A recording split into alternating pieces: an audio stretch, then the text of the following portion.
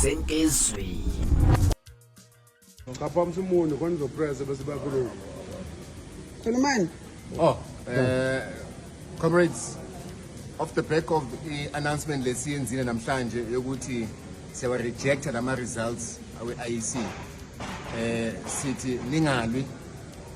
We have bafuna silwe labantu laba. They are trying everything possible to make us ukuthi si react ngeviolence. Sithi stand down. Ningakwati sibambile information sibabambile labantu siyazi ukuthi kwenzakalani siphethe yonke evidence.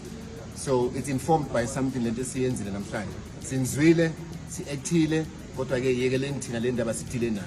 Yeah, ninga react ilento sifuna ukuyisho. Bofuna ukuthi nina wena comrade. I discipline, I moral, so we don't want any form of violence, any plans of any unrest. Let's not allow it to have some form of traction, because nalaba abanye abantu abangafuni ukusibona siphumelela can plant.